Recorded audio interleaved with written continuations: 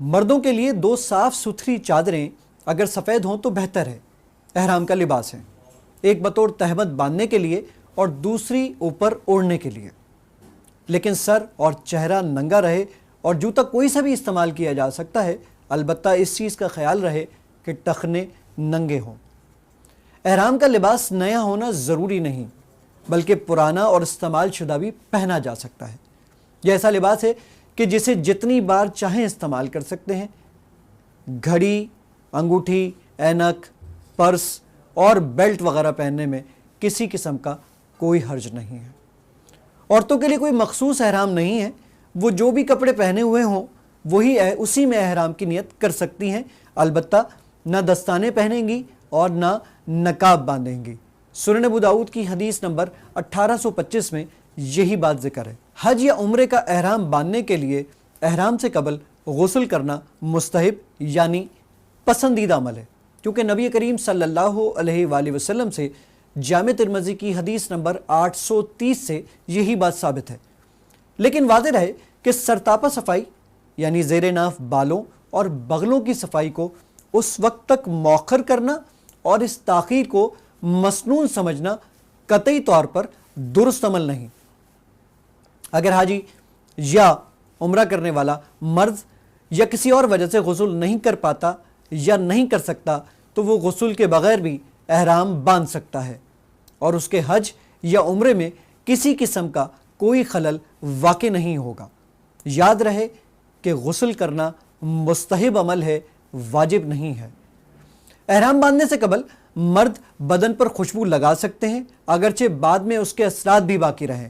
حدیث سے یہ بات بھی ثابت ہوتی ہے، لیکن احرام باندھنے کے بعد کپڑوں پر خوشبو کا استعمال ممنوع ہے۔ حج یا عمرے کے لیے جاتے ہوئے راستے میں اگر کسی عورت کو زچگی ہو جائے یا حیض آ جائے تو اس کے لیے بھی غسل کرنا ضروری ہوگا، بلکہ واجب ہوگا۔ ناظرین، اب ہم آپ کو بتائیں گے کہ احرام باندھنے کا کیا طریقہ ہوتا ہے۔ احرام کے لیے 2 بغیر سلی ہوئی چادریں آپ استعمال کریں گے۔ ایک چادر آپ اوپر اوڑھ لیں گے اور دوسری چادر تہبت کے طور پر آپ استعمال کریں گے۔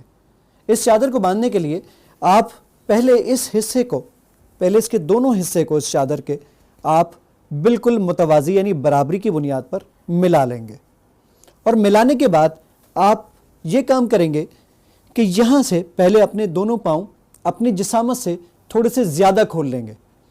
اس کا فائدہ یہ ہوگا کہ اسی احرام کی حالت میں آپ کو طواف بھی کرنا ہے، سعی بھی کرنا ہے، نمازیں بھی پڑھنی ہیں، اس میں آپ کو بہت آسانی ہو جائے گی۔ پہلے آپ اپنی دونوں پاؤں کو اپنے جسامت سے تھوڑے سے زیادہ کھول لیجئے اور اس چادر کو برابر حصوں میں یہاں سے پکڑ لیجئے۔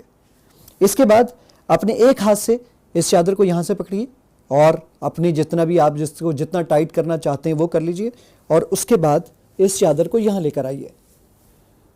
یہ حصہ آپ نے پکڑا ہوا تھا، اس کے بعد آپ اس حصے کو یہاں سے دوبارہ فولڈ کر اس طرح کے شامل کر لیجئے اور اس کے بعد اوپر سے فولڈ کر دیجئے۔ جب آپ اس کو اوپر سے فولڈ کر دیں گے تو اب نہ آپ کو کسی بیلٹ کی ضرورت رہے گی اور نہ کسی اور قسم کی، اور یہ آپ کا احرام آپ کے لیے آپ کا سطر بھی ڈھک دے گا اور تمام چیزوں کے لیے آپ کو چلنے پھرنے میں بھی بہت آسانی آپ کو محسوس ہوگی۔ تو یہ احرام باندھنے کا طریقہ ہے۔